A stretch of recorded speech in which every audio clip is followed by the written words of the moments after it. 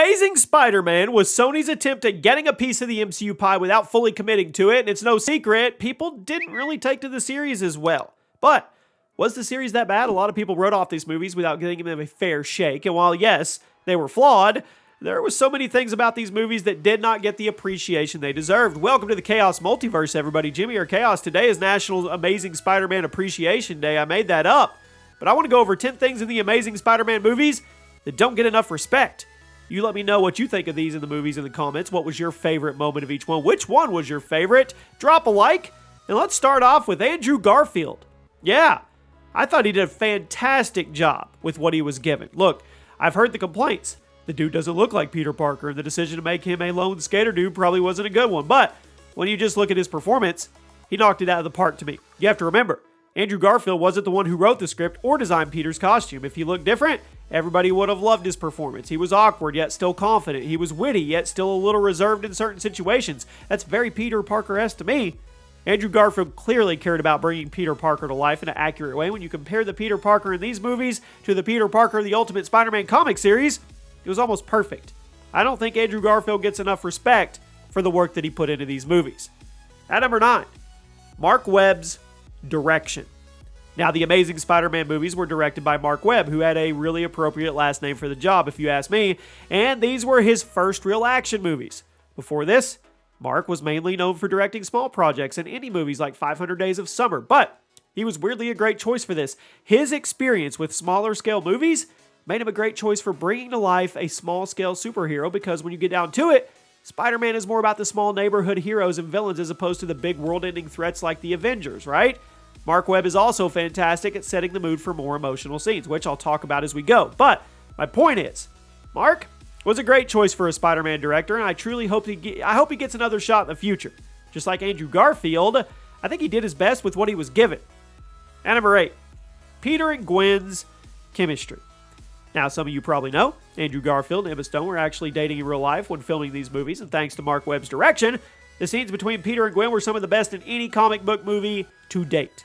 They were awkward, they were genuine, they were emotional. You could really feel the tension between them when things weren't going very well in their relationship. Andrew Garfield and Emma Stone are both fantastic actors, and Mark Webb is excellent at directing small-scale scenes like this. In both Amazing Spider-Man movies, the scenes between Peter and Gwen were flawless. If you go back and rewatch anything from the movies, watch those.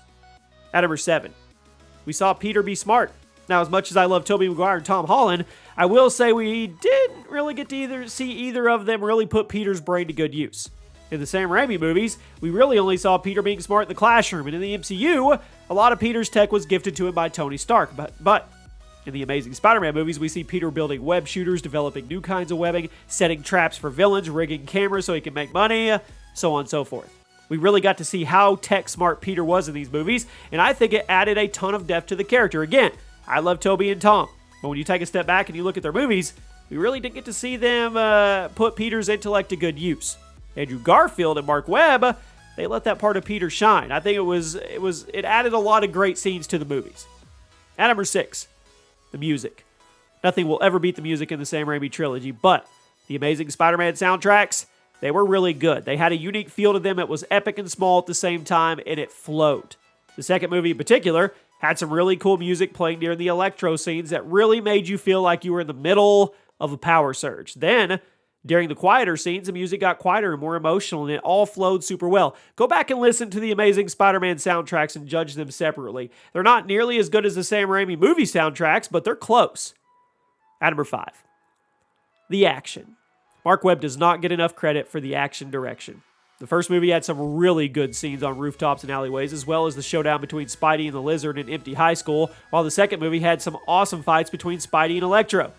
I think the fight scenes in the second movie in particular, they looked like panels being ripped straight out of the comic book. The Times Square fight between Spidey and Electro, then the final showdown between Spidey and the Goblin, they stood out to me even to this day. Now, I agree with the criticisms that these fights didn't have as much emotional weight to them due to the rush writing, but if we're just talking about action alone, it was really good. It was really good.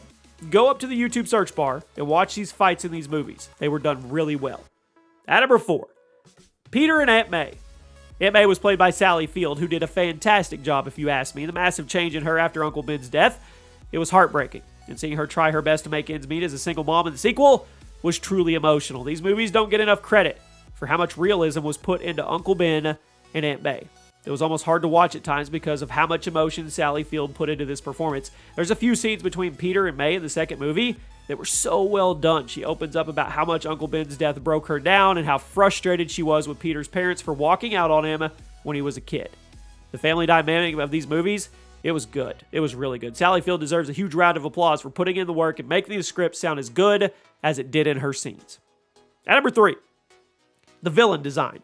Can we all agree the villains weren't a strong suit of these movies, but we can also agree that the villains looked pretty good.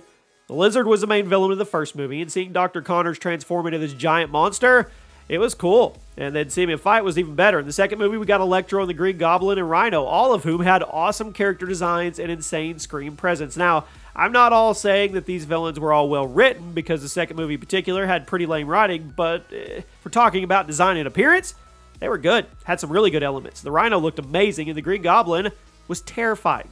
The writing may not have been up to par, but the design in the action scenes, at least involving the villains, was really good. At number 2 today, the Amazing Spider-Man 2 Spidey suit. Am I a bad guy for saying this is the best Spidey suit ever put on the big screen? I love the Sam Raimi suit. I have a soft spot for the MCU suits, but the Amazing Spider-Man 2 suit, man, it was clean. It looked perfect. Usually when a superhero is being put on the big screen, the costume designers will take some creative liberties to make it look a little better in the real world as opposed to a cartoon. But for the Amazing Spider-Man 2, the team decided to make the suit look as close to the comics as humanly possible, and it looked stunning. The colors, the eyes, the webbing, it all looked completely authentic. The Amazing Spider-Man 2 may not have been everybody's cup of tea as a movie, but the suit was phenomenal. I'm really hoping we get to see it again in Spider-Man No Way Home later this year. Spoiler alert. And at number 1 today, spoiler alert again, if for some reason you didn't know, Gwens Death. This was one of the most emotional and well-done death scenes in any comic book movie ever made, and I stand by that. Gwen Stacy dies in the second movie after she gets caught up in the fight between Peter and the Green Goblin, and even if you hated the movie, you have to agree. Gwen's death was fantastically done. Seeing her fall down the clock tower in slow motion and watching Peter frantically try to save her was extremely tense, and then when she hit the ground, you could hear the entire theater gasp. A good amount of people expected Gwen to die in this movie, but I don't think we expected it to be this explicit. And then Andrew Garfield's reaction afterwards, that was a nail in the coffin.